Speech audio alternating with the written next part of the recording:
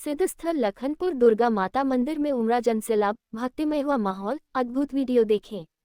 बेगूसराय जिले के प्रसिद्ध स्थल में लखनपुर दुर्गा माता मंदिर का अपना वैभव है। भगवानपुर प्रखंड अंतर्गत बलान नदी के कछार पर अवस्थित लखनपुर में माता दुर्गा की पूजा की अलग ही परंपरा रही है। इस स्थल और मैया के दरबार के संबंध में कई किंवदंती प्रचलित है। मंदिर के पूर्व प्रधान पुजारी स्वर्गीय अविनाश चक्रवर्ती उर्फ टूना चक्रवर्ती ने पहले बताया था कि हमारे पूर्वज वर्षों पूर्व मुगल काल में पश्चिम बंगाल से यहाँ आए थे। उन दिनों पश्चिम बंगाल के नदिया जिला पर जब मुगलों का आक्रमण हुआ था, तब मुगलों से त्रस्त होकर वहां से कई परिवार जहां तहां पलायन कर गए। उन्हीं लोगों में से कुछ लोग बेगूसराय के विभिन्न गाँव में आकर बस गए। उन्हीं परिवारों में मनराज सिंह का परिवार भी शामिल था, जो भगवानपुर प्रखंड के लखनपुर ग्राम में आकर बस गए थे। कहा जाता है कि मनराज सिंह जब नदिया जिला से भागकर यहाँ आए थे तो अपने साथ राजपुरोहित एवं अपनी आस्था की इष्ट देवी माता की पिंडी भी लेकर यहाँ आए थे। आज वह परिवार नहीं रहा। इन्हीं के रिश्तेदार बछवाड़ा प्रखंड निवासी महेश सिन्हा इस देवी मंदिर के मेरपति हैं। इनसे पहले कई पुश्तों से इन्हीं के पूर्वज मेरपति हुए हैं। प्राप्त जानकारी के अनुसार मनराज सिंह अपनी काबिलियत के बल पर न सिर्फ इलाके के तहसीलदार बन गए थे, बल्कि लखनपुर के जमींदार भी बन गए और साथ आए राजपुरोहित की उचित सलाह पर साथ लेकर आए मां की पिंडी को सिद्ध मंत्रों के जाप के साथ यहां स्थापित भी किया, जो आज भी शक्ति पिंडों के रूप में विराजमान है। नित्य प्रतिदिन सुबह शाम जहां पूजा पाठ की प्रथा निरंतर जारी है, जिसके लिए सहायक पुजारी के रूप में सीताराम झा नियुक्त हैं। सीताराम झा से पूर्व इनके पिता स्वर्गीय मधुकांत झा पुजारी हुआ करते थे। यहाँ की सिद्ध माता की पूजा आराधना का विधि विधान भी अन्य इलाकों से कुछ अलग है, यानी बंगाल और मिथिला की तर्ज पर पारंपरिक पूजा का विधान यहाँ प्रचलित है।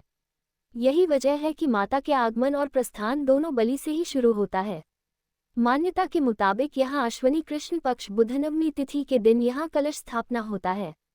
पुजारी की मान्यता है कि इसी दिन शरदकाल को तुला राशि में देवी का आगमन होता है तथा इसी दिन भगवान श्री राम ने लंका पर विजय हेतु देवी का आह्वान किया था। इस दिन भी बलि की प्रथा चलायमान है। इसके बाद पुनः आश्विन शुक्ल पक्ष चतुर्थी को भी बलि दी जाती है। सप्तमी तिथि के तृतीय कलश की स्थापना नवपत्रिका पूजा के उपलक्ष्य में किया जाता है। सप्तमी की रात्रि में ही पूर्ण विधि विधान के साथ देवी की आराधना पूजा की जाती है, जिसे जगन्ना भी कहते हैं। पूर्व में महाअष्टमी तिथि की रात्रि में निशा पूजा कालरात्रि के बाद भेड़ खस्सी की बलि दी जाती थी। नवमी तिथि को महानवमी पूजा के बाद महिष तथा भेड़ का संकल्प किया जाता था। वहीं मध्यरात्रि के बाद मंदिर के अंदर बाहर धो पहुंचकर पुजारी कुछ विशेष लोगों के साथ मंदिर में फुलहास का कार्यक्रम आरंभ करते थे। देवी के हाथों में 5 लाल अड़हुल की कलें देकर उपस्थित भक्तगण भजन कीर्तन कर मां की प्रार्थना करते थे। भक्तों की आराधना पूजा उस समय सफल मानी जाती थी जब मां के हाथों की कली फूल बनकर अपने आप धरा पर आ गिरती थी। देवी की प्रसन्नता के प्रतीक फूल को श्रद्धालु न सिर्फ सहेज कर रखते थे, बल्कि श्रद्धा भक्ति के साथ उसे तावेज आदि में भरकर पहनते भी थे। फुलहास के उपरांत भी बलि दी जाती थी। नवमी के दिन जहां मंदिर में प्रवेश करना मुश्किल हो जाता है, वहीं ब्राह्मण भोजन और मुंडन जैसे शुभ कार्य भी संपन्न कराए जाते हैं। विजयदशमी के दिन लगभग 7-8 साल पूर्व भैंसा की बलि का भी विधान था। बलि के बाद देवी के चरणों में पुष्पांजलि अर्पित की जाती है और फिर प्रतिमा विसर्जन कार्यक्रम के दौरान अन्नपूर्णा देवी का भोग लगाने का नियम है।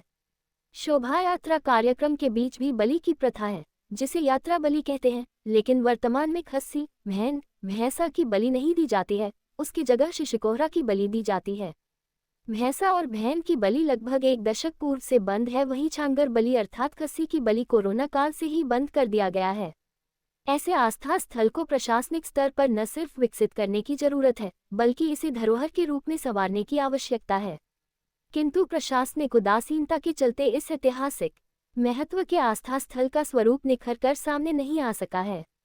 इस दिशा में साधन सुविधा के लिए क्षेत्रीय जनप्रतिनिधि की भूमिका भी निराशाजनक ही रही है। वीडियो के माध्यम से आप भी देख सकते हैं कि कैसे माता के दरबार में भक्तों का जनसैलाब उमड़ पड़ा है।